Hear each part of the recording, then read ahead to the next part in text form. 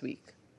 We have also learned from the UN Human Rights Monitoring Mission in Ukraine that over 800 civilian casualties have been verified from the period 1st to 24th of April, as was pointed out already by Sierra Leone, representing a 46% increase compared to the same period last year.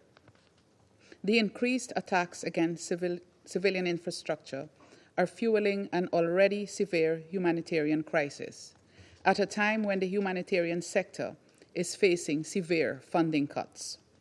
This senseless violence must end.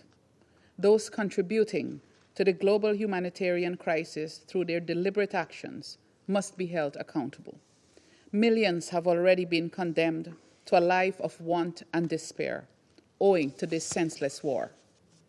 Guyana is heartened to note that diplomatic efforts toward achieving a durable ceasefire persist despite recent setbacks. While taking note of the 2 declarations of unilateral ceasefires by the Russian Federation, we contend that the gravity of the humanitarian situation in Ukraine demands a more permanent solution. Central to the question of achieving a permanent ceasefire in the current context is the need to reach an agreement on the immediate cessation of hostilities, unimpeded humanitarian access to the occupied territories, and the provision of necessary security guarantees inter alia. The complex nature of these discussions requires patient and sustained diplomacy that must be supported by the international community. They are also critical questions with which the UN Security Council should be occupied. Guyana is prepared to support any measure that can bring about a peaceful end to the ongoing conflict, in line with international law and relevant UN resolutions.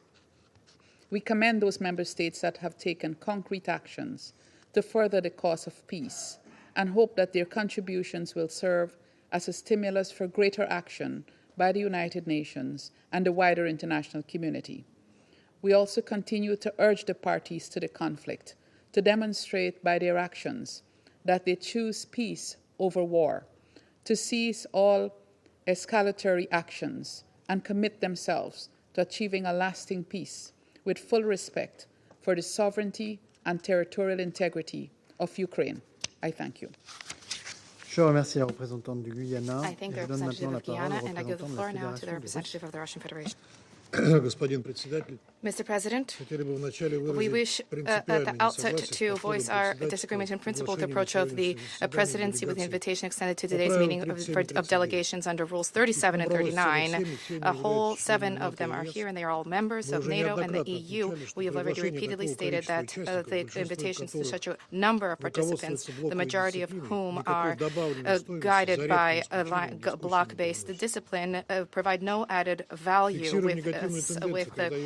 with rare exception. There is a negative trend where European countries, when they preside over the Security Council, they bring in a number of participants that participate in these meetings in Ukraine, and in one chorus, these participants voice talking points which are identical and voiced by the presidency of the EU. This all drags out the meeting, and the discussions during the Security Council lose any operational nature and value. We categorically object to transforming Security Council meetings into a lecture hall where a select number of countries lecture others with sermons that are completely unoriginal. We doubt that the representative of Germany today, for example, will provide a clarification about the recent statement of his foreign policy mission about Germany having a negative assessment of the Easter truce in Ukraine and the skeptical approach vis-a-vis the truce to commemorate the 80th anniversary of the victory in the Great Patriotic War. Prospects for peace between Ukraine and the Russian Federation are of no concern to those in the EU. Today's meeting was requested by a number of the most stubborn European sponsors of the Kiev regime. This is a reflection of their fear of being sidelined in the context of the new U.S. administration as it seeks to arrive at a long-term solution to the Ukrainian crisis. Hence, the desire to thwart this process and to restore for Ukraine Zelensky's image of a victim which has been tarnished in recent months in the light of the new facts that have surfaced. This apparently is designed to foster what the Ukrainian representative has on a virtually daily basis circulated, namely the correspondence with a description of Russian alleged strikes targeting civilian objects. However, this kind of a practice of whipping up emotions, in fact, does not benefit Ukraine. It plays against Ukraine time and time again with showing the blatant fakes, as was the case with the death of civilians in Kryvyi Rog and Sumak on 14 and 13 April, which became, as was incontrovertibly demonstrated, that this was a consequence of the Kiev regime's egregious violation of the norms of international humanitarian law. We are deeply disappointed at the fact that the UN Secretariat, through Madam DiCarlo, not only actively plays into these fakes, but quotes the premises and the talking points of the Biden administration, which the past Biden administration, thereby the Secretariat is taking the side of the party of war, grossly violating what is stipulated in Article 100 of the UN Charter, the obligation to remain impartial and objective. This approach undermines trust, not just in the statements of the Secretariat about the Ukrainian crisis, but also the allegation of its leadership about playing a constructive role towards a peaceful settlement. We further stress the fact that the Russian armed forces are carrying out strikes exclusively targeting objects that are related to the military capabilities of Ukraine. Civilian casualties occur due to the deliberate deployment of Ukrainian air defense systems in heavily populated areas and incompetent operations thereof, as well as due to the fact that Ukraine is using its own civilians as human shields. The special operation is ongoing, and the strikes on 18 April, which was the formal pretext for convening today's meeting, were carried out by high-precision weaponry, targeting key production points for the launch of UAVs, as well as infrastructure for Ukraine's military airfields. All of these objectives have been achieved, and Kiev is perfectly aware of that. We, by maintaining such hypocritical, mendacious allegations, the Kiev clique is trying to portray this as a truth, and the European puppeteers of the Zelensky regime, in supporting this, completely unmask their true identities, and yet again they are showing their selective blindness and their blatant double standards. In London, Paris, and Brussels, and their henchmen, since August last year, they did not manage to utter a word of condemnation in the barbaric attack by the Zelensky cabal, targeting cities, towns, and villages nearing the border in Kursk Oblast. This territory was completely cleansed of the Ukrainian invaders last week. We repeatedly shared blood-curdling information and data about the atrocities perpetrated by the Ukrainian executioners, targeting the civilians in this Russian region, including murder. The Council, with an invitation extended to witnesses of these events. The most recent was the Banderit attack on 24 April, targeting a masterpiece of ancient architecture that is the New Jerusalem Temple in Belgorod Oblast, which resulted in its destruction. This was an operating church, and there were no military targets anywhere near that area. Nevertheless, the UAS shelled this holy site, which resulted in a blaze, and subsequently they targeted the firefighters who were attempting to extinguish that blaze. From the 21st to the 27th of April alone, UAF strikes targeted and claimed 98 civilian casualties. 12 people, including a child, died. Another 86 people, including 4 minors, were wounded. Civilians were targeted with approximately 2,000 munitions, including with multiple launch rocket systems, as well as they were targeted by mines, grenades, artillery shells, including cluster munitions. Unarmed civilians were targeted by combat UAVs, as well as small arms. The lion's share of the weapons used for attacking civilians were manufactured in the West. However, Kiev's European sponsors are scrupulously cautiously, avoiding any mention of the inconvenient for them topic of the Kursk misadventure, carried out by the Kiev Princeling, which resulted in the complete rout of the UAF, dealing a fatal blow to the military capabilities and morale of the Ukrainian army. There was most active participation in the liberation of Russian territory, and this was the contribution was provided by the DPRK units. At the same time, Moscow and Pyongyang are operating fully in accordance with international law, specifically Article 4 of the Agreement on the Comprehensive Strategic Partnership, dating 19 June 2024, which provides for immediate delivery of military assistance in the event of an armed attack on any of the parties.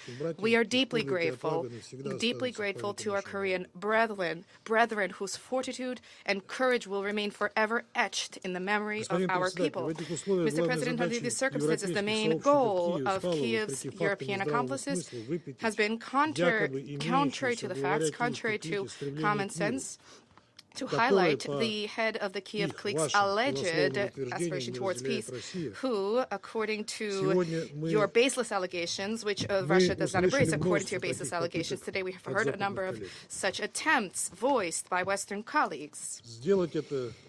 London, Paris, and Brussels are finding it increasingly difficult to do this because camouflaging the increasingly striking, brutal, misanthropic, and Nazi essence of the Zelensky regime is becoming increasingly difficult. The Russian Federation has been prioritizing diplomacy and peaceful scenarios for conflict resolution. We have demonstrated this time and time again.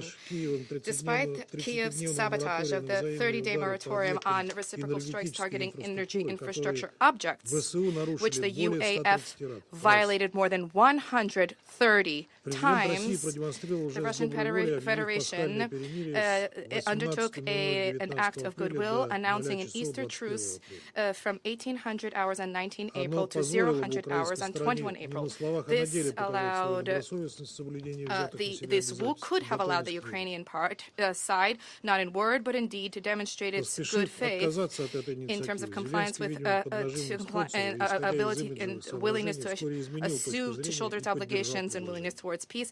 Having hastily rejected this initiative, apparently Zelensky, who is under pressure of sponsors and concerns for his image, he quickly changed his view and supported the proposal. The intensity of hostilities along the front line was indeed reduced during this time, but the Russian Defense Ministry has reported 4,900 violations by the Ukrainian armed forces. Specifically, the Ukrainian armed forces continued to carry out artillery strikes and strikes with the use of UAVs, not just targeting our troops, but also targeting civilian objects in adjacent regions of Belgorod, Bryansk, Kursk Oblast, and Crimea. The Russian Federation stringently complied with the ceasefire regime and remained at the previously held boundaries and positions. In this way, Zelensky once again eloquently demonstrated his inability to negotiate in good faith, his desire to torpedo any peace processes. He's cognizant of the Kiev regime is cognizant of its imminent defeat and is increasingly slipping into openly terroristic methods. On the 25th of April, Donald Trump's special envoy Steve Witkoff was traveling for a new round of negotiations with President Putin, and at that point, the deputy chief of the main operations directorate of the General Staff of the Russian Armed Forces, Yaroslav Moskalik, was murdered. The suspect, Ignat Kuzin, confessed, and he announced that he was recruited by the Ukrainian security services in exchange for monetary remuneration. In September last year, supervisors set out an assignment for him to eliminate Mr. Moskal, and he undertook to carry out that assignment.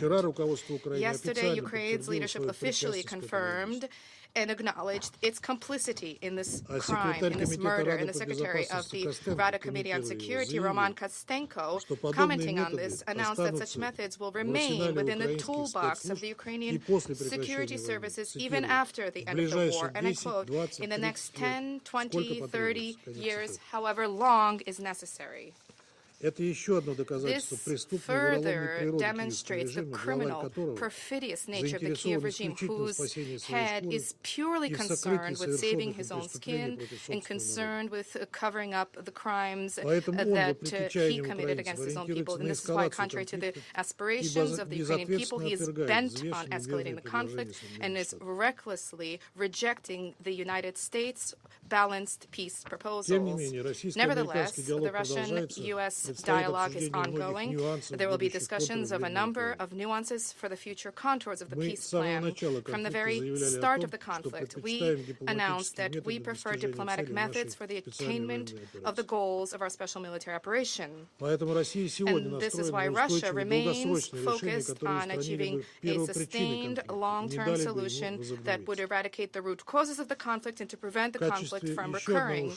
As another step towards peace, President Putin announced a truce starting at 0000 hours from the 7th to the 8th of May to 0000 hours from the 10th to the 11th of May. We hope that the Ukrainian side will follow this example. Such a step could be the prelude to direct peace talks between the Russian Federation and Ukraine without any preconditions whatsoever. And we are willing to engage in this despite existing difficulties regarding the legitimacy of the head of the Kiev regime. Mr. President, our country's principled approaches towards settling the Ukrainian crisis were voiced by Russian President in June 2024. Let us recall, this includes Ukraine's respect for the rights of the Russian language population, the neutral, non-aligned, nuclear-free status of the country, its demilitarization and denazification, recognition of the status of Crimea, Sevastopol, the Donetsk and Lugansk People's Republics, Kherson, Zaporozhye Oblast, in accordance with the will expressed by their residents as constituent territories of the Russian Federation. This position is firmly rooted in the provisions of the Charter of the United Nations and is not subject to revision. It is important that those who genuinely wish to arrive at a long-term solution to this crisis provoked by the West, that they take this into account. We expect not empty declarations from them, not calls for truce, which our European colleagues are so vociferously proclaiming just because they understand that Ukraine will suffer a complete, resounding defeat. We expect of them concrete, clear signals towards a peaceful resolution. This, first and foremost, applies to an end to weapons deliveries to Ukraine and the willingness to persuade Zelensky of the urgent need to engage in constructive dialogue. And to that end, let us recall, there's a need for him, inter alia, to repeal what has been enshrined in legislation at his urging, that is the prohibition against direct negotiations with the leadership of the Russian Federation. And more broadly speaking, to finally honor the pledge made to Ukrainian voters back in 2019 to move towards peace with the Russian Federation, to respect the rights of the Russian language population of that country, and on the whole to act for the benefit of the Ukrainian people, not for the benefit of those seeking to manipulate Ukraine purely as a pawn in the geopolitical struggle being waged against Russia. When Kiev and its European sponsors recognize this and understand the futility of the very idea of prolonging and pursuing hostilities, when they realize that the alternative to this is a resounding defeat and capitulation of Ukraine, then probably we will begin to move in the right direction. Thank you. I thank the representative of the Russian Federation for his statement. I now give the floor to Her Excellency Ms. Mariana Betsa, Deputy Minister for Foreign Affairs of Ukraine. Mr. President, I'm grateful to the French presidency and to you, Minister Barrot, for convening this meeting and for your solidarity with Ukraine. We also thank the Undersecretary DiCarlo and the Assistant Secretary General Msuya for their briefings, which clearly outlined the suffering inflicted upon the people of Ukraine by the Russian Federation. I cannot but begin my address to the Security Council by pointing out one of the most recent crimes committed by the Russian Federation. Just today, on April 29th, in Dnipropetrovsk region, Russia murdered a 12-year-old Margarita Titarenko, another child murdered by Russia. Every day, Russia kills our children. Every day, Russia deports our children in grave breach of international law. Every day, Russia tortures our children in the temporary occupied territories. How many children would have been killed by Russia by the end of the war? Daily, the Russian Federation continues to perpetrate acts of terror against the civilian population of Ukraine, systematically targeting critical infrastructure and residential areas across the country. Since 11th March, when the US proposed a full and unconditional ceasefire during negotiations in Saudi Arabia, Russians have used nearly 8,500 guided aerial bombs. Just think about the figure, 8,500 bombs against peaceful civilians in the middle of Europe. The first proposal of the full and unconditional ceasefire has been already for 49 days on the table, but it was rejected by Russia. One of the most blatant attacks occurred on the night of 24th April this year, when Russian Federation launched a large-scale combined attack on residential areas across multiple regions of Ukraine, using 70 missiles, including ballistic ones, and approximately 150 attack drones. In Kiev alone, the attack took lives of at least 13 civilians, including a brother and a sister, 21-year-old Mikita and 19-year-old Sofia, and also injured around 90 others, among them at least 6 children and a pregnant woman. In this barbaric attack, Russia used a ballistic missile manufactured in North Korea. This is yet another evidence of the criminal nature of the alliance between the Russian Federation and North Korea. This Russian-North Korean bond threatens the security of the entire Indo-Pacific region as well. Recently, Ukrainian intelligence services have documented the involvement of at least 155 citizens of China in the Russian Federation's ongoing war of aggression against Ukraine. Evidence indicates that the Russian side is actively engaged in recruiting Chinese nationals through various social media platforms. This cooperation must be stopped immediately. Since the beginning of 2025, at least 577 civilians have been killed and over 2,900 injured, though the true toll is likely to be higher due to limited access to frontline and occupied areas. In April alone, the UN Human Rights Monitoring Mission in Ukraine verified 848 civilian casualties, a 46% increase from the same period last year. Verification efforts are ongoing, and the number of casualties is expected to increase. Russia's armed aggression has resulted in the widespread devastation of Ukraine's civilian infrastructure. According to Ukrainian authorities, over 218,000 civilian sites have been damaged or destroyed. More than 1,600 schools have been damaged, with at least 200 destroyed. Nearly 2,000 medical facilities have also been affected, including 300 reduced to rubble. These figures reflect a sharply deteriorating humanitarian situation and the growing needs of the civilian population on the ground. In this context, the delivery of humanitarian assistance is more urgent and essential as ever. Ukraine deeply appreciates efforts of OCHA and its partners in responding to humanitarian needs on the ground. We're sincerely grateful to all donors and partners for their continued support and solidarity. We call on the international donor community to ensure sustained and predictable funding to enable the uninterrupted delivery of life-saving humanitarian assistance in Ukraine.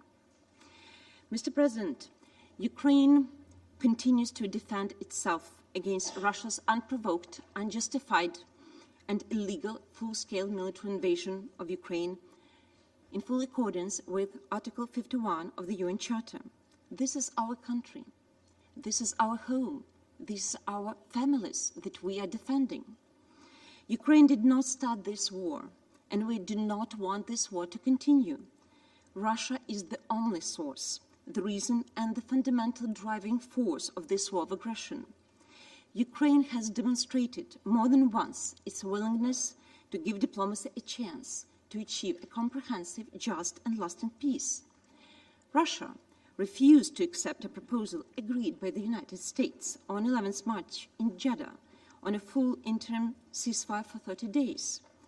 Russia repeatedly violated the agreements on a ceasefire in the energy sector reached in Riyadh on March 23rd, 25th, manipulating the date of its start, and put forward unacceptable preconditions for the implementation of the ceasefire at the sea.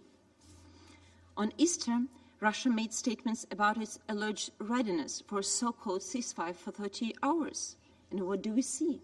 The total number of violations by the Russian army of this so-called ceasefire throughout Easter reached 2,935. On 28th April, Russia proposed 3-day so-called ceasefire starting from 8th May. If Russia is so much willing to stop the war, why don't we start the ceasefire today? Why wait till 8th of May? This proposal, again, has nothing to do with peace. Russia has always used the dates of victory over Nazism for propaganda and disinformation purposes. This year, the Kremlin uses the 80th anniversary, particularly the so-called Victory Parade on May 9th, as a culmination of the victory cult.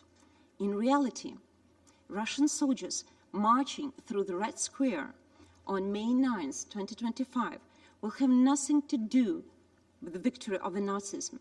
Some of them may have massacred civilians in Bucha, Irpin, Izum, Mariupol, and many other Ukrainian cities and villages.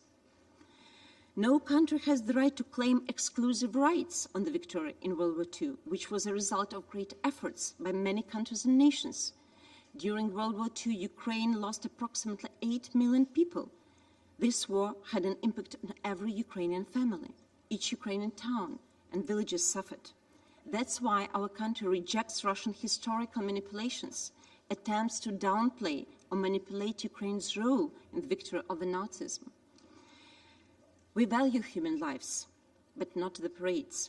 The fire can be seized right now, not just for a parade, and not just for a few days, to continue killing Ukrainians after that, after such parades.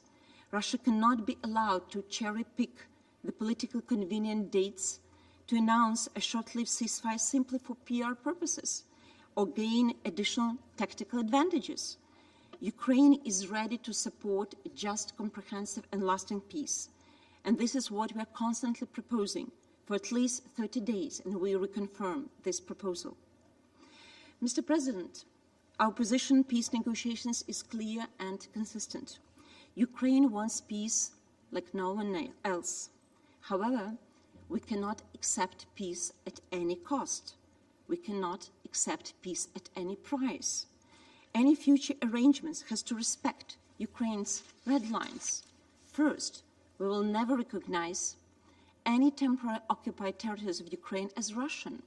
Crimea, as well as other temporary occupied territories of Ukraine, remain part of Ukraine, according to international law and according to the Constitution of Ukraine.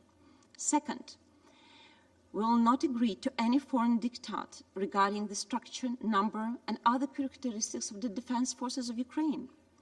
Third, we will not accept any restrictions on Ukraine's sovereignty, our domestic and foreign policies, including on the choice of the alliances that we would like to join.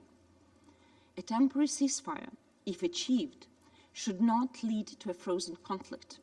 It must be a step forward and a step towards peace on the just and lasting peace. This is a crucial element shaping our vision.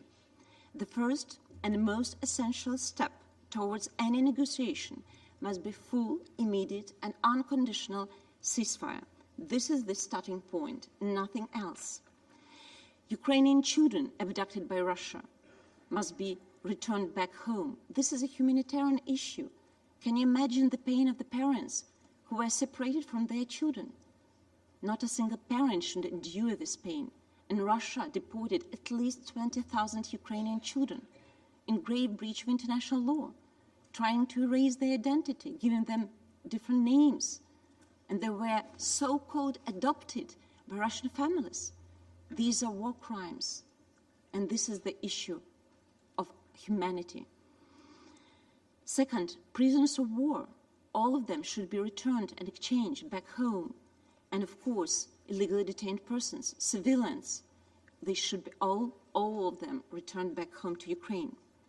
The issue of sovereignty and territorial integrity is crucial and is key. It should be important for all member states, whether we as an international community are ready to abide by the UN Charter and UN principles. Mr. President, the Russian Federation could stop this war of aggression at any time, but they continued not to. Russia wants to continue this war, not to pursue peace. Russia wants to kill Ukrainians, not to stop hostilities. Russia wants to occupy more Ukrainian territories, not to withdraw from Ukraine, because Russia's goal for these 11 years of genocidal war hasn't changed: to destroy Ukraine as a country, to destroy Ukraine as a nation. Russia doesn't want to see Ukraine as a democratic, free European country. Freedom is virus for Russian society. It threatens the dictatorship in Russia. Aggression should not be rewarded. Aggressor should not be appeased. Any attempt to appease the Russian Federation by compromising fundamental principles would only embolden further violations of international law and set a very dangerous precedent for global security. History has shown that appeasement does not stop the aggressors. It only encourages them. It is imperative that the international community increases pressure on Russia, including sanction pressure, to compel it to cease violations of international law and to pursue a genuine path towards peace. We remain hopeful that the United States, along with other international partners, will intensify efforts to press Russia to accept full and unconditional ceasefire. Unity and support of the whole of the international community is needed to stop this genocidal war and to prevent its repetition in the future. Peace talks must be based on respect of international law, including the UN Charter. Any sustainable peace must unequivocally respect Ukraine's sovereignty, safeguard our democratic institutions, and ensure the inalienable right of the Ukrainian people to live free from external aggression and to freely choose its future. Sovereignty and territorial integrity are non-negotiable.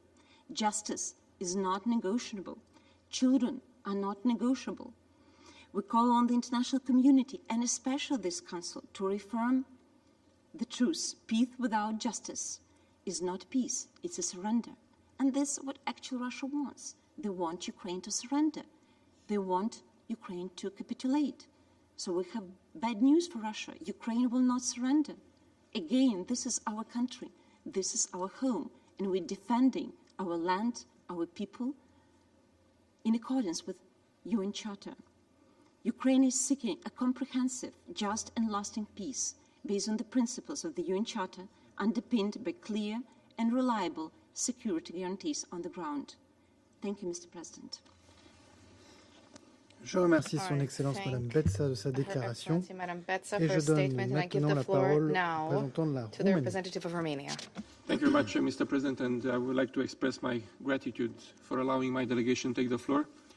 A month ago, Mr. President, in this chamber, my delegation expressed disappointment that efforts for dialogue undertaken during March in Riyadh had not borne the results we all wanted: a comprehensive, just and lasting peace in Ukraine in line with the UN Charter. Currently, continuous efforts by the United States, Ukraine and European countries towards peace are not met with a similar level of engagement by Russia. On the contrary, genuine efforts for peace are met with more killing of Ukrainian civilians and destruction of civilian infrastructure. Some of the more recent attacks against civilians are among the most horrendous. And this deadly trend is also confirmed by the briefers today, to whom I would like to thank for their important briefing. We also believe that there can be no impunity for such acts. The path to peace needs to provide dignity to all victims of the war, as well as accountability. Mr. President, 2025 is a crucial year and a test for our resolve as UN member states in defending the principles of the UN Charter. And this year can become the year of peace in Ukraine. As a country neighboring Ukraine, in the immediate vicinity of an unjust war that has ravaged an entire country and many generations of innocent people, there is no alternative to our unconditional support for Ukraine's independence, sovereignty, and territorial integrity. It is essential for Russia to seize the window of opportunity and engage meaningfully in negotiations. Romania supports any steps that ensure the respect of the principles of the UN Charter and pave the way, without preconditions, towards a ceasefire and safe navigation in the Black Sea. Thank you, Mr. President. Je remercie Monsieur le représentant permanent de la Roumanie pour sa déclaration et je donne la parole à Madame la représentante permanente de Lettonie. Mr. President, I speak on behalf of the Baltic states, Estonia, Lithuania, and my own country, Latvia. I thank the Presidency of the Council for convening this meeting, and I thank the Undersecretary General DiCarlo and ASG Msuya for their comprehensive briefings. As concluded by the UN Human Rights Monitoring Mission in Ukraine, in the first 3 months of this year, twice as many civilians were killed in Ukraine compared to the same period last year. Deliberate attacks on civilians and civilian infrastructure constitute a war crime. And the Baltic states condemn all heinous acts and call on the aggressor to stop these attacks.